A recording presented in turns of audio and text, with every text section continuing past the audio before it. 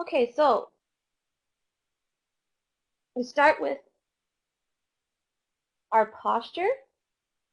So again, I like to cross my legs. Some of you might be on a chair with your back straight. I'm crossing my legs and I'm keeping my spine as comfortably straight. So that's where your strength is in your straight spine. And then the rest is we're going to relax the rest of the body in an upright position. So you can place your hands like this on your lap if you'd like, if that feels that you take away the stress in your shoulders. Or for some, they like to place it down on their lap and roll their shoulders back, which is how I like to do it. And then we close our eyes and we come right to the body. So we feel the body, we go into our senses and we feel the body sitting here. So we feel the connection with our seat, we feel the straightness of the spine, and we feel the stillness of the body. We feel all the muscles in the body and where we might be holding tension.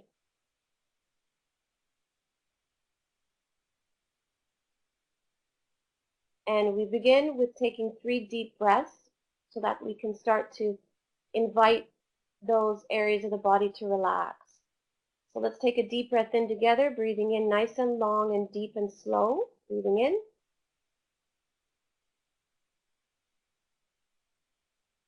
Filling all the way to the bottom of the lungs, which will bring your shoulders up and back. And then we're going to hold it as long as we can. Feel the tension in our body, where it is, and then slowly let the air out. Through the nose, we're breathing in and out.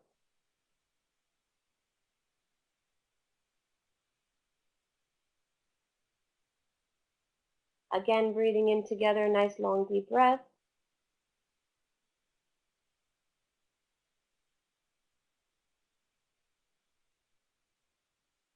Holding.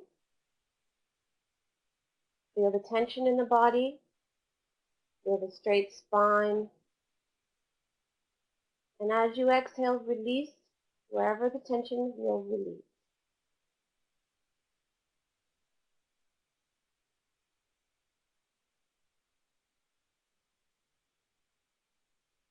And one last deep breath, breathing in.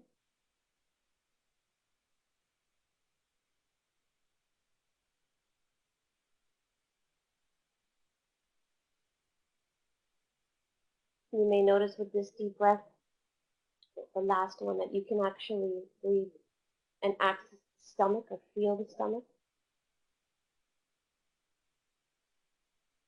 And then hold it. And when you're ready, feel the tension in the body and slowly, last time, release. Keeping your eyes closed. And we're going to gently feel the whole body, section by section, while we're letting our breath come in and out naturally.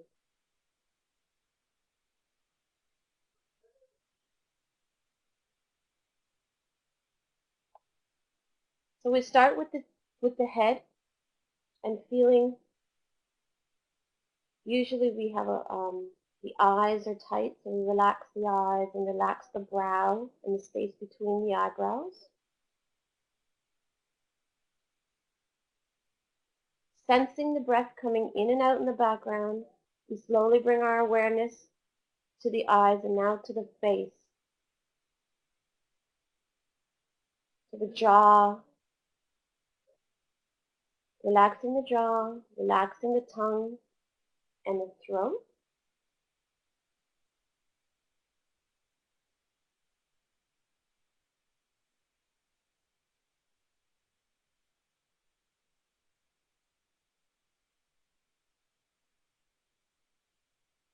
Feeling the shoulders. And you may feel the breath coming into these areas as well as where you feel it most. in the belly.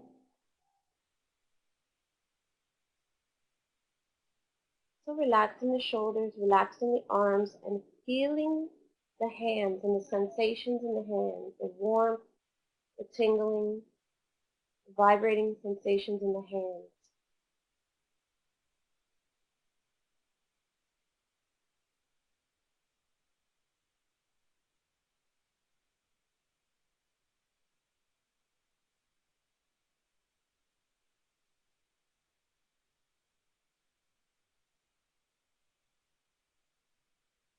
Bringing your awareness to the space in the heart.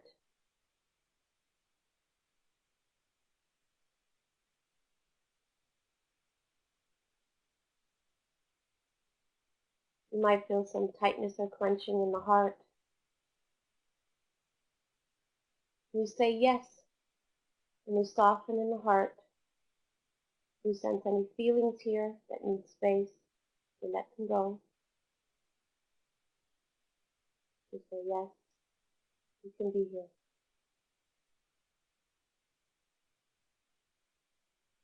And bringing our attention down to the belly.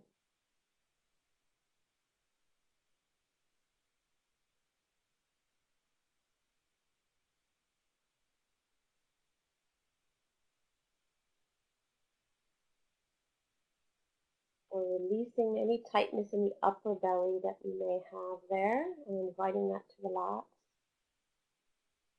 And scanning down the front of the belly, the lower belly, and the lower back. And inviting the breath to come deep down into the lower belly now by just relaxing.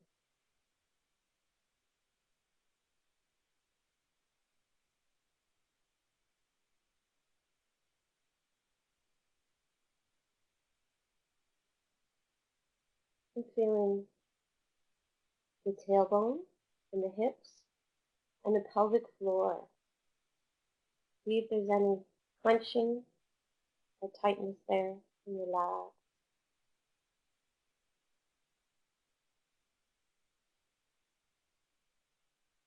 Relax the thighs, the knees,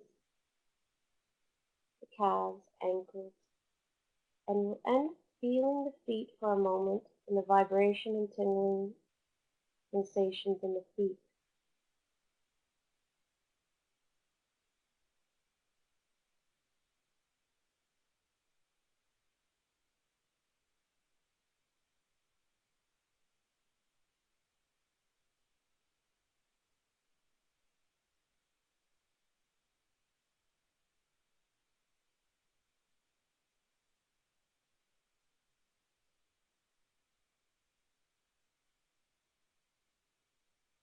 Now, for the rest of the practice, we're just going to feel the entire body as a whole.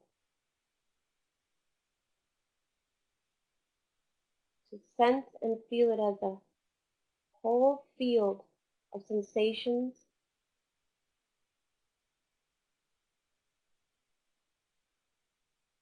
of energy,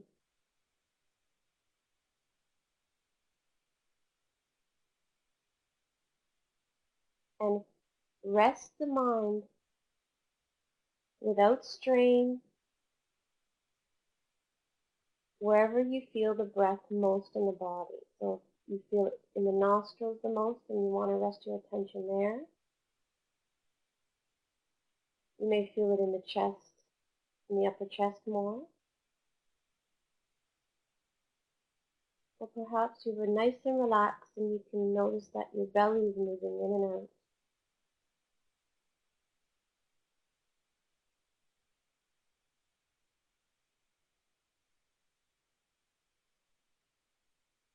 And we're in our sensing of the breath.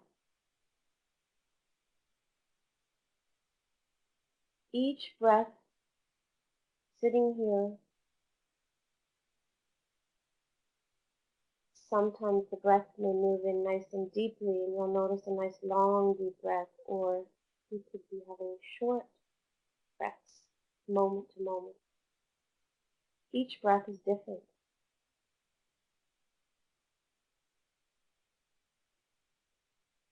We're not trying to change the breath. We're simply feeling it just as it is and relaxing in the body to have more openness to sense the breath.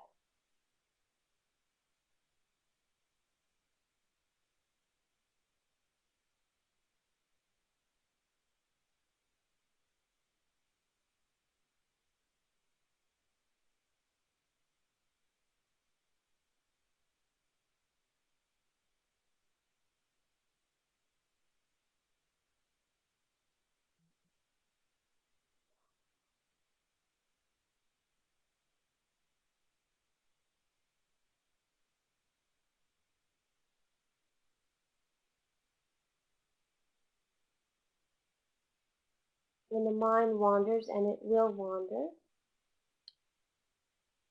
we gently, kindly bring it back to where we sense the breath the most in the body. And if we need to, we can relax our body again.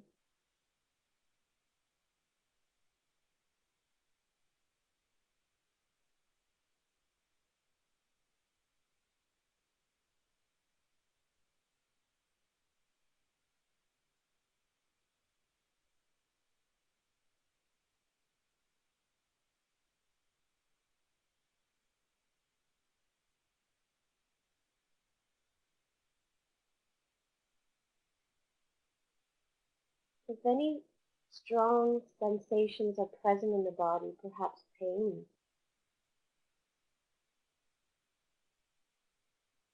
then let's put the breath in the background, still feeling it naturally at its own rhythm, moving in and out,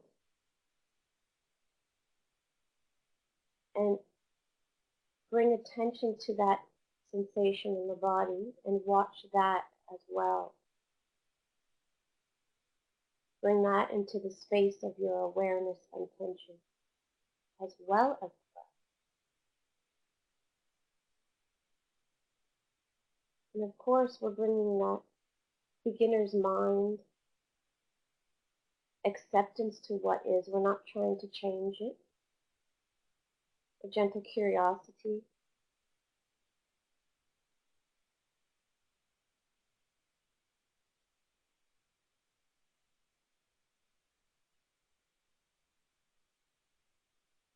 I always like to say yes when I feel some tension or some strong sensations in the body, which kind of gets the mind to let go of our tendency to want to try and change it or control it or push it away or to think or make sense about a story of it.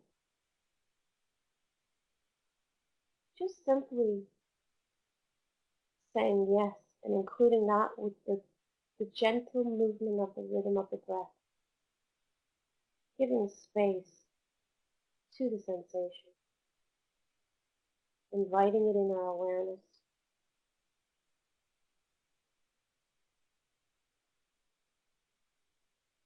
And if the sensation changes or moves or goes away, then we can bring our awareness back to where we feel or sense the breath most in the body and relax.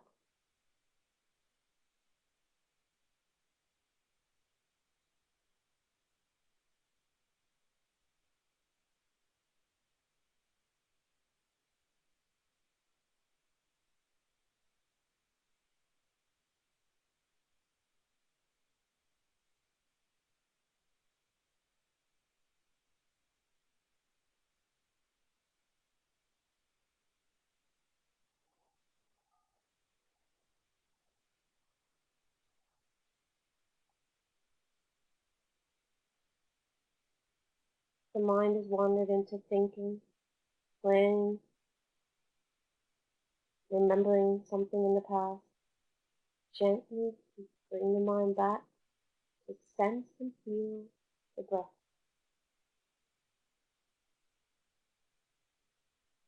Not trying to change the breath, seeing if it's a short breath, a long breath, Each breath, waiting for it to come in, taking its course freely in the space of your awareness.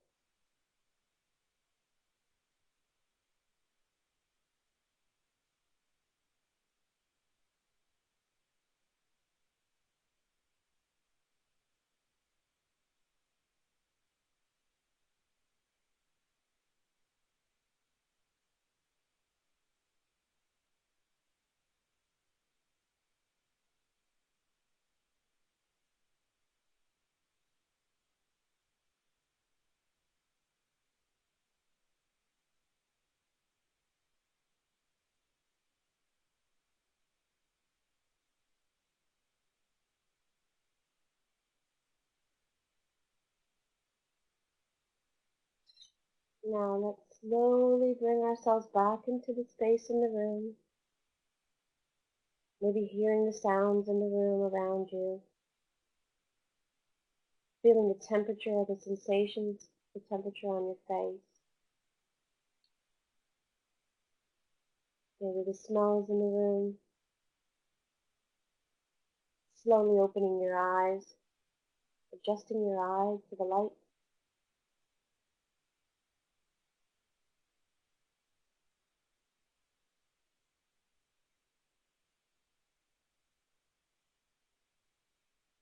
And I'm just going to give everybody a minute or two to get ready to follow the slideshow. Set yourself up if you need a drink, if you need to go to the washroom. If you have any concerns about the video or the sound before I get started on the slides, could you please type that in the box there?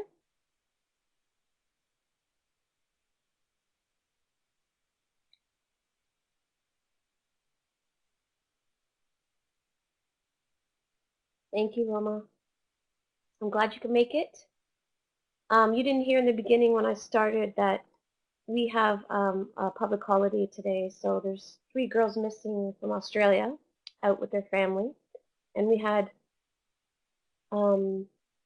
daylight savings time change last night, and I just realized it, so I text everybody to try and arrange to have you guys meet at 8. It's still the same time for us, 11 in the morning to meet in Australia, but for you guys.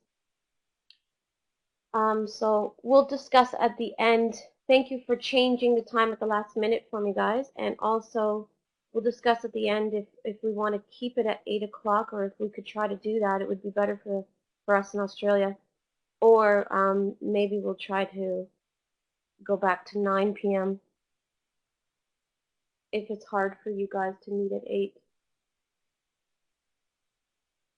Okay, so Roma's typing.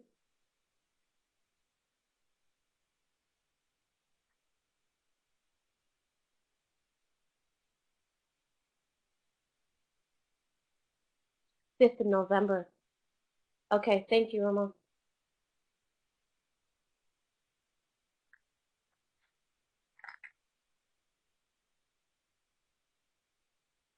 And if you're back in front of the computer and ready to get started on the slides, could you type a yes in for me, please? Thanks, Tanya. Tanya's ready. Sylvia's ready. My mom is ready.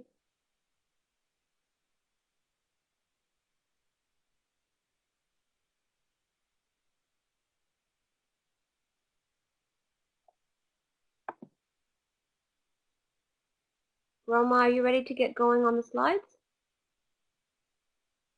If you guys want to write anything down, get your notepads and your books. I know it's difficult to see the slides, so again, it's best if you just kind of listen and follow along. Take notes if you need to, and then we can ask questions at the end. Okay. So let's just review what is mindfulness again.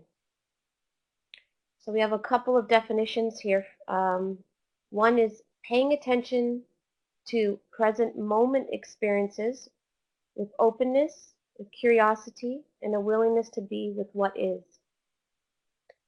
John Kabat-Zinn says, paying attention to the present moment with intention, while letting go of judgment as if your life depended on it.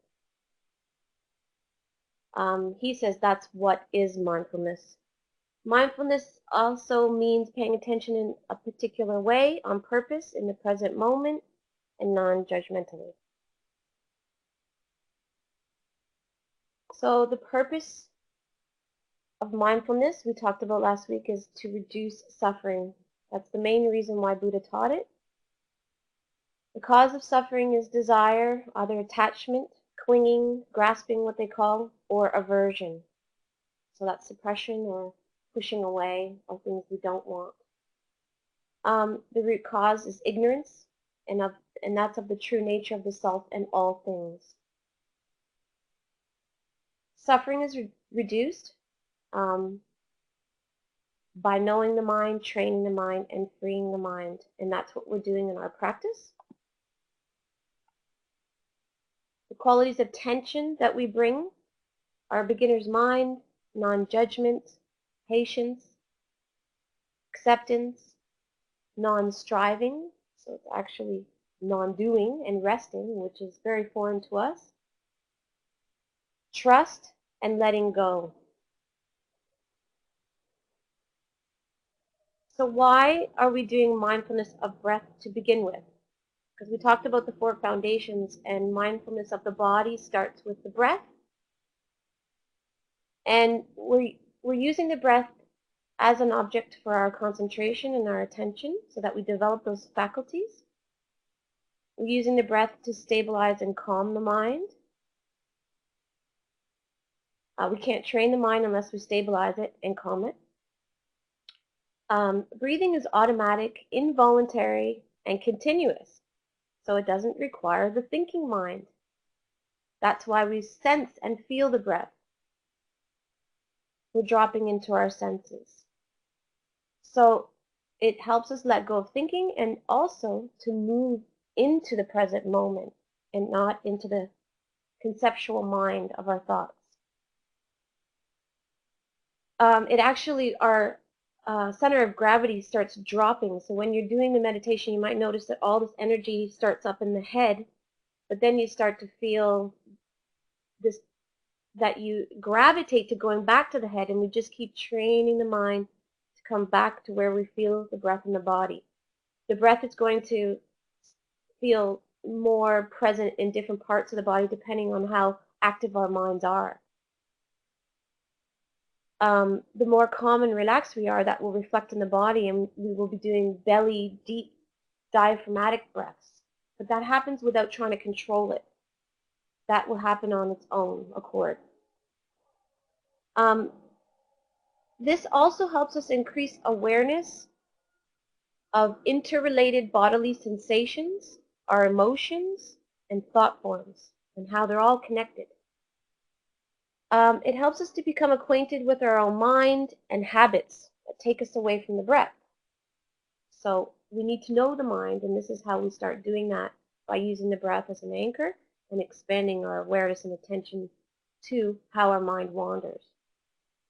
And to encourage deeper insight or clear seeing into our experiences and patterns of mind. So how does that do that? It's because we're not judging, and we're bringing a beginner's mind to our experiences as opposed to our habitual stories that we make about our experiences. And sensing and feeling and experiencing what's there fully, allowing it to fully come in and fully release. All things are impermanent. Okay, so moving on. Some benefits of mindfulness of breath: reduces tension and pain, boosts our energy levels, strengthens the immune system. When we release stress, the body starts working on the digestion better, so improves digestion, calms and stabilizes the mind, lessens emotionally reactive and automatic responding behaviors, so that would be our habits of mind, and how we respond to our experiences, especially those things that we don't want, slows down the natural aging process of the brain. And we will talk, one of the weeks, we're going to actually just talk about the neuroscience of mindfulness and the brain and what's actually happening to our brain by doing this practice.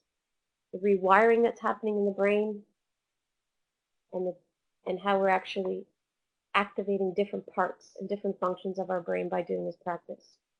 And then, okay, so moving on. When we're doing our mindfulness of breath, we're slowly beginning to include what we did today. This in the beginning was if there's any sensations, uncomfortable sensations, strong sensations, emotions, which we might describe as unpleasant, we're gently starting to include that with the breath into our awareness. So mindfulness of breath increases our capacity to begin to gently touch and include into our awareness even unpleasant physical or emotional or mental states. And that includes chronic pain and so forth. When practicing mindfulness of the breath and an unpleasant sensation or feeling arises, we train to gently allow that sensation in the forefront of the breath, in the forefront of our awareness, and the breath in the background. So we keep the breath as an anchor, and we allow that experience and open to it and breathe with it. And it's just like riding a wave. We practice to the best of our ability, moment to moment, to bring the non-judgmental qualities of attention that include openness, curiosity, and acceptance of what is there. If we feel overwhelmed and need a break, we can go back and forth to paying attention to the breath in the forefront and drop the feeling of the sensation in the back.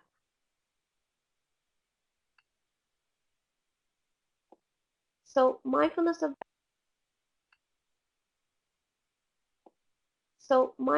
breath to reduce suffering. We train the mind when unpleasant states arise to kindly say yes and to gently open as much as we can in a moment to allow exactly what is. So this is how the heart qualities can awaken and the development of genuine compassion and acceptance towards our suffering and others can grow without any effort or strain. So we're just allowing what is. This is the meeting ground and space where transformation and healing takes place. When we drop the struggle, let's talk about the lotus in the mud. When we drop the struggle, our emotions settle, our mind settles and calms and stabilizes.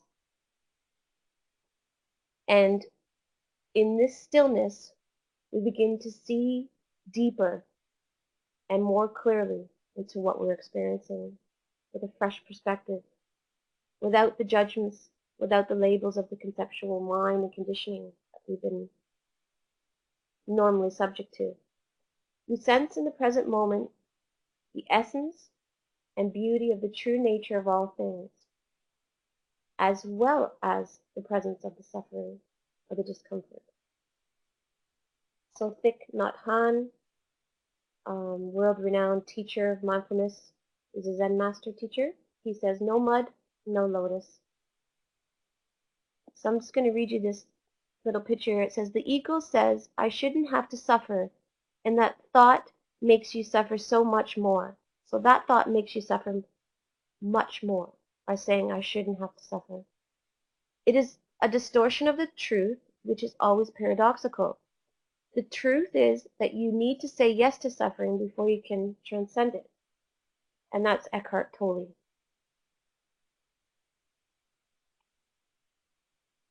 So, we do mindfulness of breathing to free the mind from ignorance and to see into the true nature of things. Jon Kabat-Zinn says, all the suffering, stress, and addiction comes from not realizing you already are what you are looking for. So that is one of the causes of suffering, or the main cause of suffering, is desire. So looking outside ourselves for those qualities that are right inside that we already have, which would be love, acceptance, compassion, and so forth. So when we're doing our practice, we start to identify less with those experiences of what causes us suffering and awaken to what's actually here that gives us what we need, what we're really seeking deeply. Okay, so to summarize mindfulness of breathing. See, as its name implies, mindfulness of breathing uses the breath as an object for training the mind in concentration and attention. So it helps us to know, train, and free the mind. By focusing on the breath, we can see and become aware of our own mind's tendencies and particular habits to wander. This, of course, is how we know our mind and see when we are in a state of wanting or not wanting and gently bring it back. Once we familiarize ourselves with the habits to wander away, we can then start to train the mind by bringing it back to the breath and to open to our experiences with kindness. And we do this over and over and over. We train to gradually include both pleasant and unpleasant states. We develop genuine compassion and acceptance towards suffering and open the petals of the heart, or lotus, that begin to grow inside of us. Each time we come back to our breath, we free the mind from struggle and discover the positive effects on our entire physical, emotional, and mental states. Mindfulness of breathing is scientifically proven to reduce suffering on all levels of our being, and it has many, many health benefits.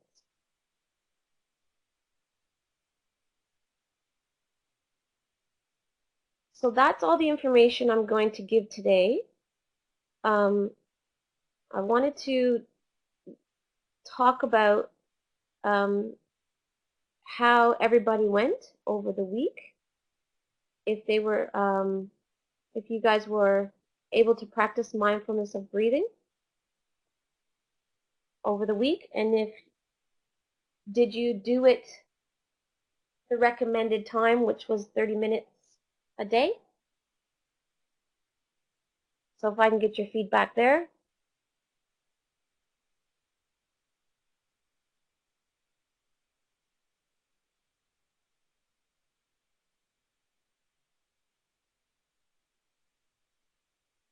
Well, Tanya, you don't count because you just started doing the class.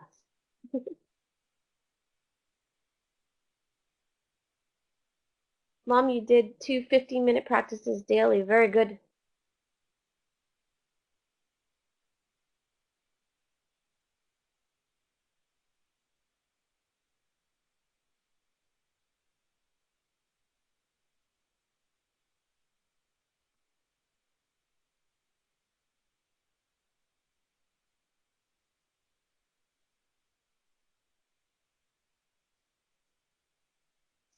Okay, Sylvia.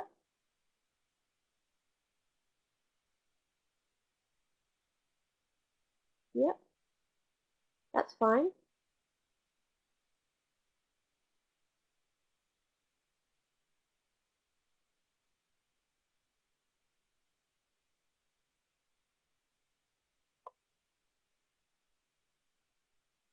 Okay, Sylvia, no problems. So for me, teaching this course, I really just wanted to get a strong base for everybody to understand what it is and why we're doing it and what the benefits can be. And as simple and as boring as some of these things may feel in the beginning, there's an incredible amount of things happening in terms of what we're doing with training our mind, knowing our mind, and freeing the mind. Um, concentration and attention is very, very vital to mindfulness. Without that, we can't train the mind, we can't free the mind from the causes of suffering. So, what I'm going to do is, if just put it out there. If anybody wanted me to talk to them personally about any concerns about their practice or any confusion about the practice, because we are just getting going. So when we sit down by ourselves, we may not really know how to set up, or we might be coming into obstacles or things that take us away from wanting to do the practice, and maybe we could talk about that and about the qualities of attention that we're bringing to our practice. So anyone can contact me and let me know if you want me to call you privately, or we can talk privately about your practice and how it's going. I would give it another week to see how you go on your own, and then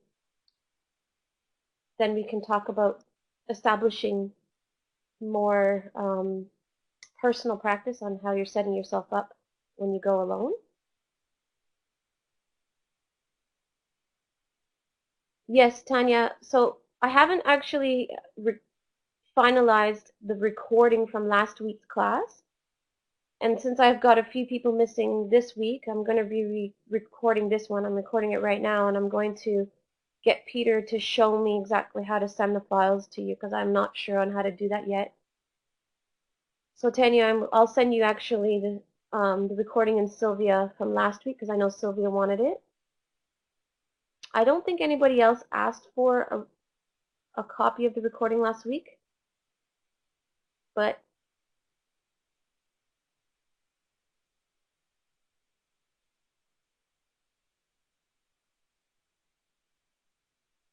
okay, thanks, Sylvia. But I'm definitely going to get it to you guys this week. I was trying to get Peter alone with our time schedule, so to show me how to actually extract that recording and send it to you guys. It's actually a recording of this whole thing, Sylvia, how you're going to get it. You'll see the slides, you'll see the video, you'll see everything that you see right now, but it's being recorded. Yes, you can take pictures of the slides from your house on your phone or however. I'm not sure if you can actually see it or how well you can see it, but... And Mom, I saw that you have a question about the non-judgmental self. That is basically the part of the mind that's not conditioned,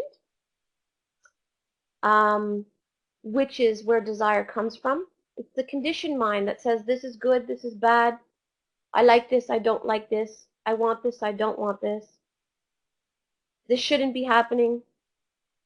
So that judgmental mind is the conditioned conceptual part of our mind that we're learning to drop out of in our meditation, and to open and train the mind to actually allow what is. That's the non-judgmental, and that's also kindness. This is how the qualities of the heart have space to start coming through, by dropping the judgment and allowing what is. But we have to train over and over, because our minds are very conditioned to have this mentality of right, wrong, black, white, good, bad. So hopefully that makes sense. Judgment of ourself, judgment. That's why we're doing this practice mainly towards our own experiences. The qualities of the heart are being developed, so we will notice, even though something is unpleasant in our experience, we're training the mind to allow. And during that time, we're settling the mud, what I call the mud, or what they describe as the mud, around the lotus, so that the mud settles. Because when we're struggling with what is, we're stirring the waters and they get muddy. And that mud is representative of our struggles, of the things we like, the things we don't like, the things we're fighting against, our prejudices, our biases, all those things. That's the conditioned mind, and that's why we can't actually um, experience the higher qualities of awareness, which awareness is your true nature. Awareness is just seeing things as they are. They don't.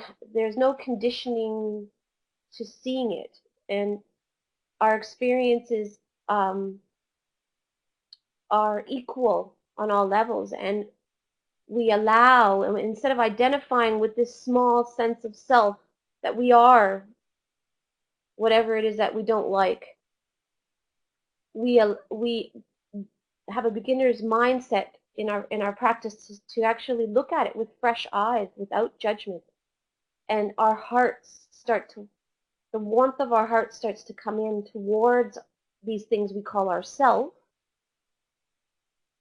You may say, I don't like myself, but what are you really talking about?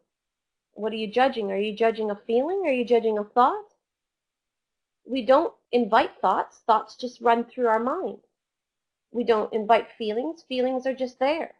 Sensations in the body, pain in the body, those things are there. What causes the difference between pain and suffering is the resistance towards what is there.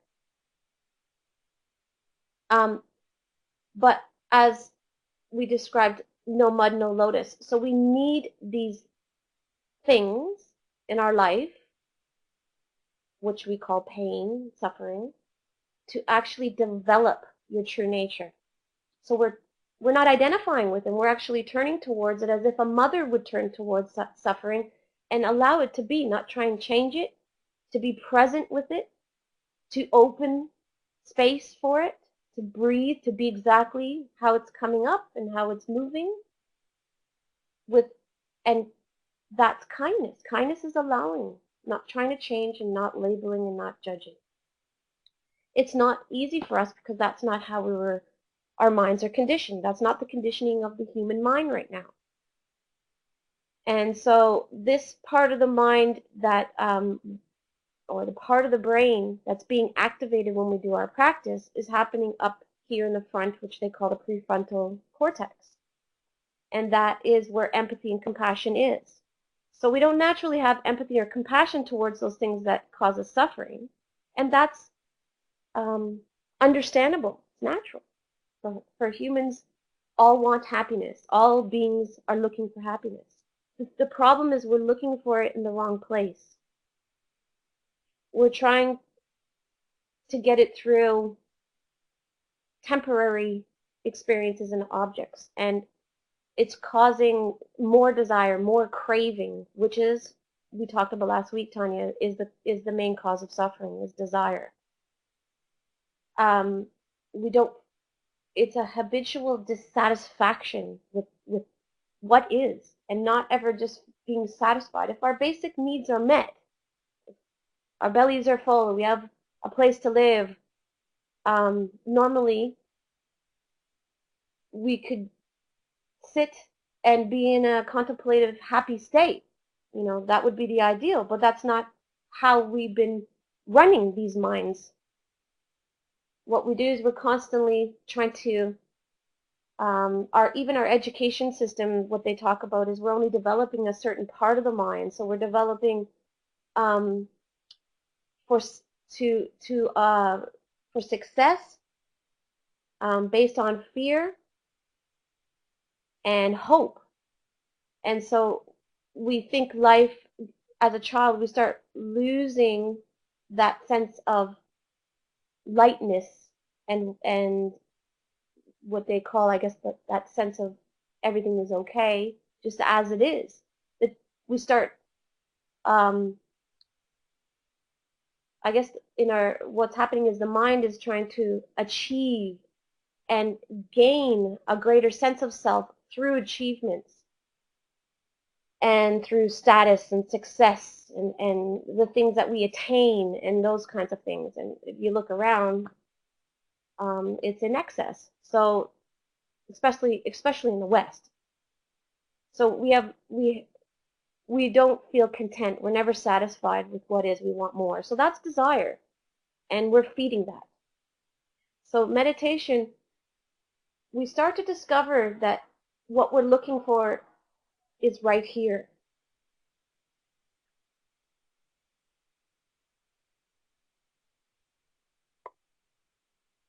Okay, Sylvia, thank you. Um, okay.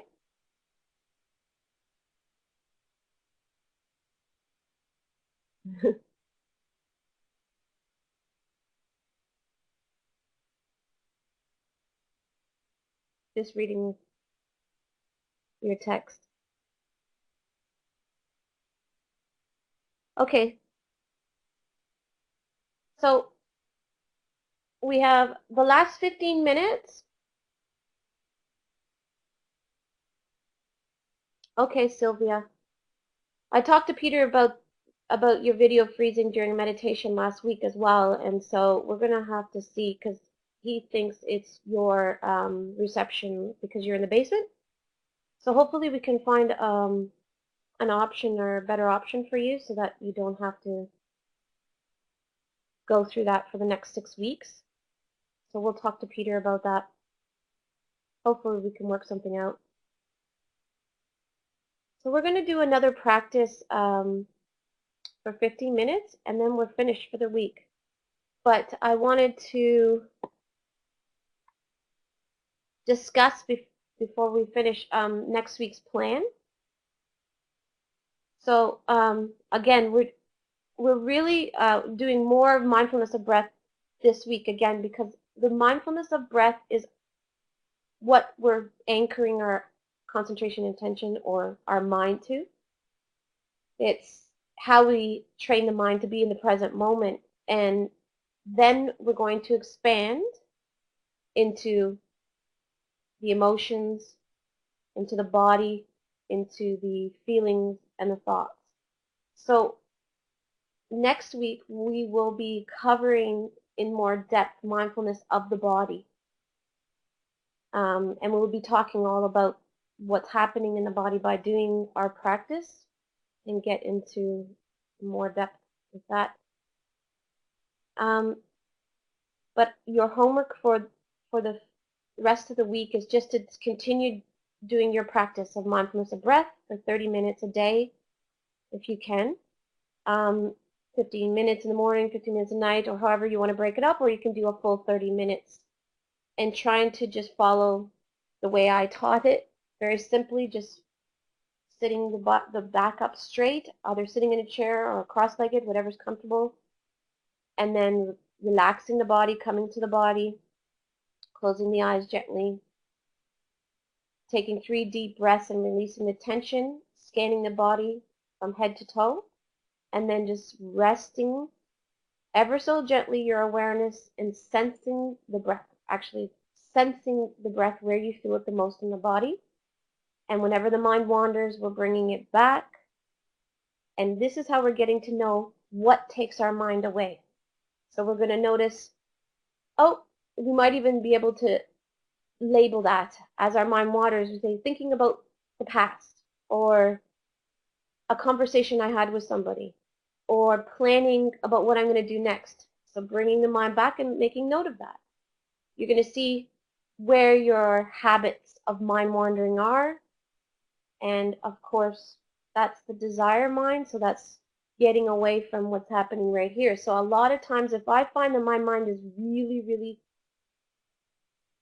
active and wandering when I sit down to do my practice, I say for 15 minutes, I'm going to keep bringing it back, but with kindness and gentleness. And that's the key. That's how you're training.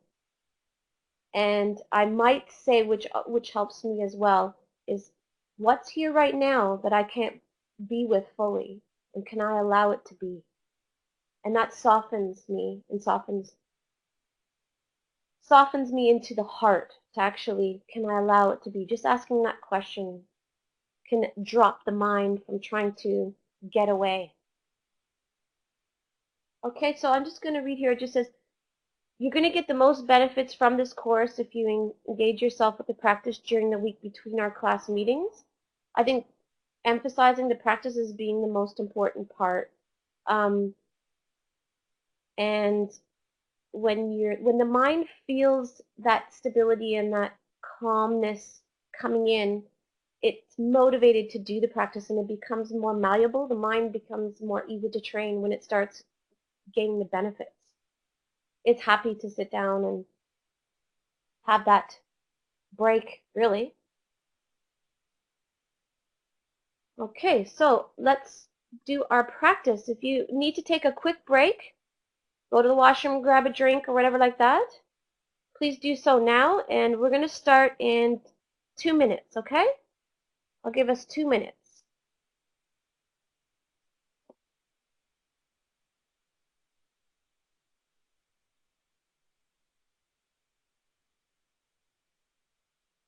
I'll be right back.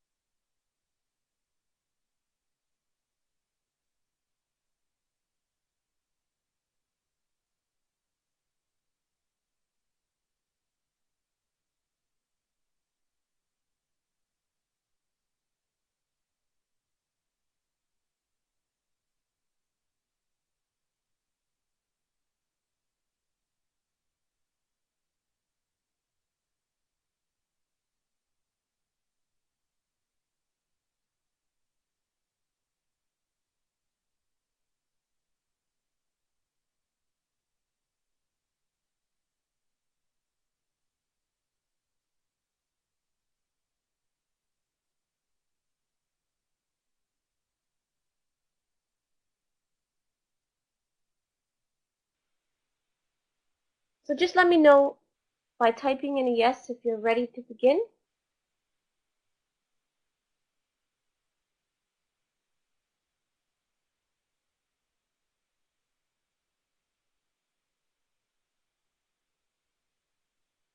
Great. Just wait for Roma and Sylvia.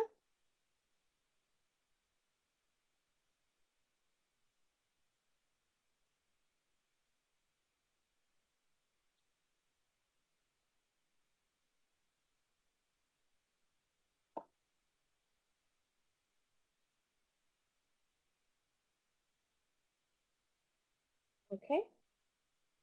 Roma's back.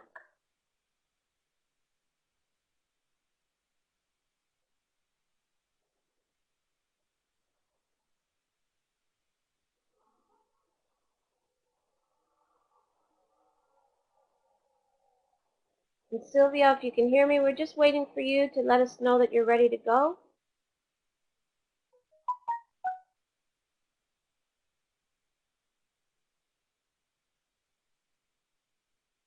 Oh, I just got a text from Sylvia on the phone.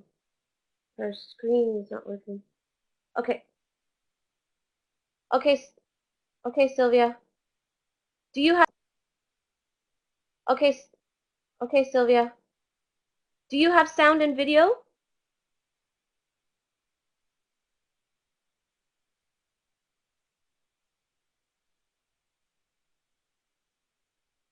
Okay. Great. Okay, so let's sit in a comfortable position. Feel your body sitting here in the present moment. Feel the whole body.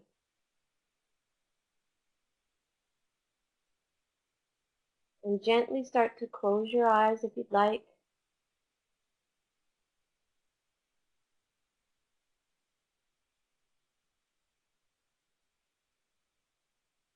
Feel your back.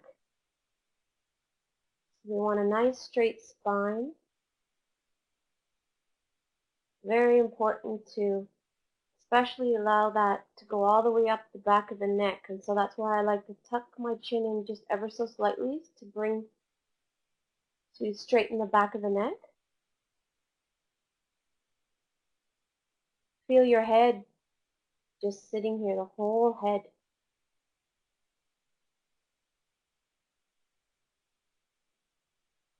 resting on the shoulders.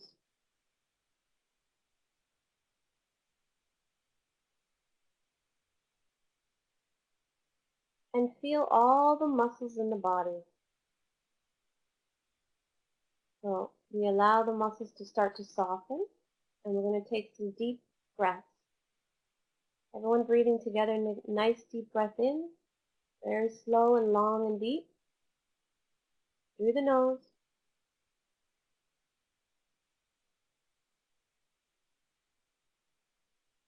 And you'll find that lifts your shoulders up, and you can, as you hold your breath, feel the tension in your body, and slowly release when you can't hold it anymore,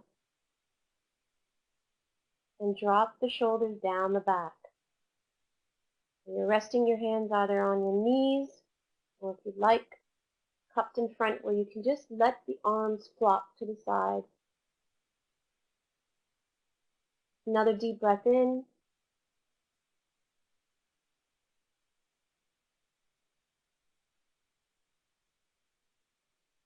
Filling all the way to the bottom of the lungs. Hold it. Feel all the parts of the body that are tense. And with kindness, we invite to soften in those areas without forcing it as we exhale.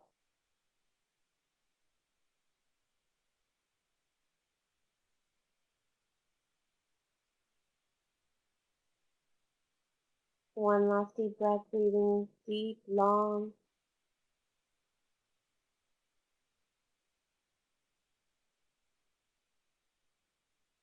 Hold it.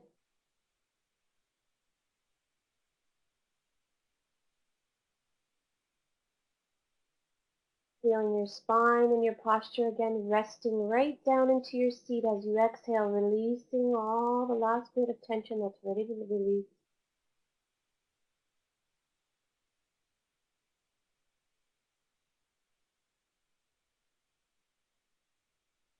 Keeping our eyes closed, we feel and scan the body from head to toe. Letting the breath just naturally return to its own rhythm, no matter what it is. It's perfectly okay the way it is. Just let it move through you in the background of your attention, like waves moving in the body. And feel from the top of the head, starting with the eyes and the forehead, relaxing in the space between your brows, your eyebrows.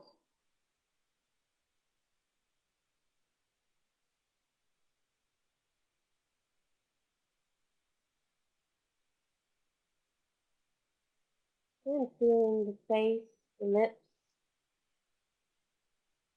dropping the jaw, the tongue, the back of the throat. And you can add here, if you'd like, a gentle inner smile if it feels natural.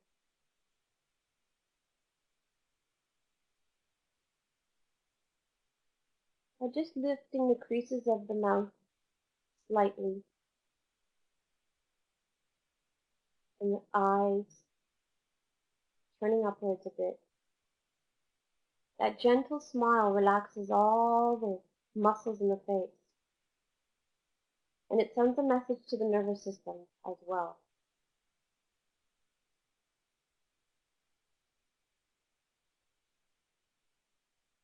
And letting the breath move through naturally,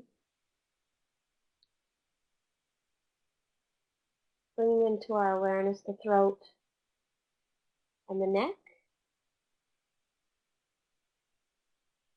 and the muscles in the neck and the shoulders, feeling that and inviting that to soften if it's tight where we hold, most of us hold our tension here. And if it's ready, it'll loosen by just allowing it in the space of awareness.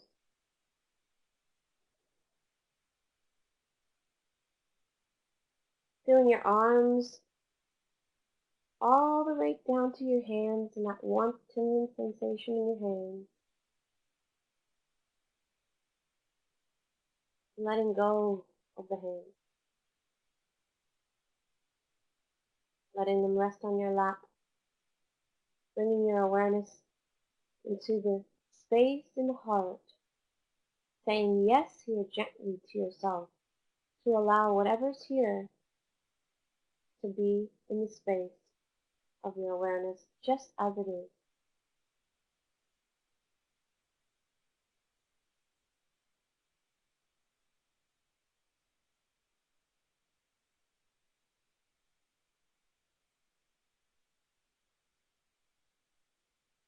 Feeling the breath coming in and out its own natural rhythm in the background, and we're just going to move to feel the belly where we hold a lot of tension, especially our emotions in the belly. If you're feeling particularly sensitive today, we can do what we did last week where we can place either our left or the right hand on the heart. And this just really activates those qualities in the heart to start awakening by saying yes and placing your hand gently on the heart to the sensations or the feelings of emotions that may be present here. And we place the other hand on the stomach, wherever it may feel tight or tense, and inviting to open up and relax and allow softness to that feeling or sensation.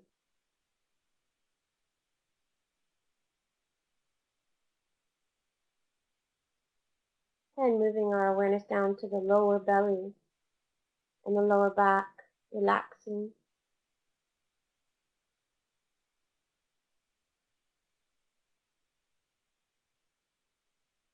Feeling the stillness in the body, sensing the stillness of the body sitting right here.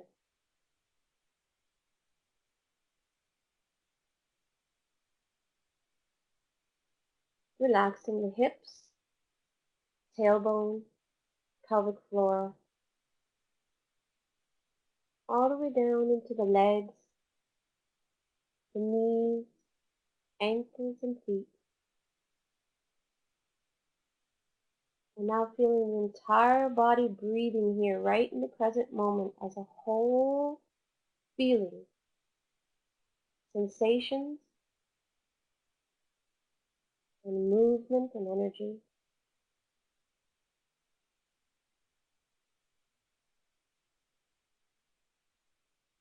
And the space around the body.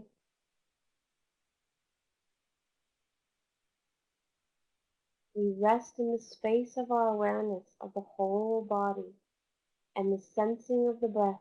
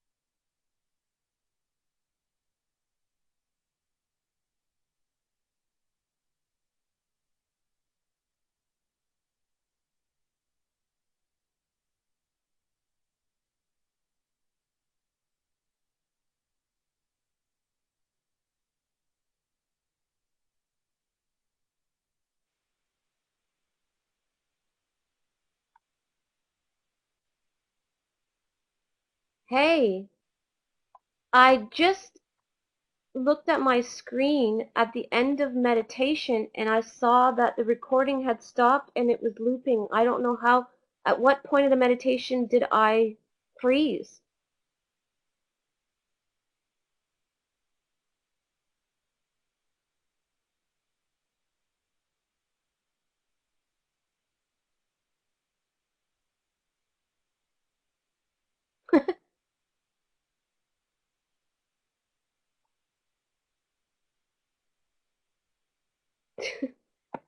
At what point did you lose me, Sylvia? Uh, I I must have froze or something happened on my end.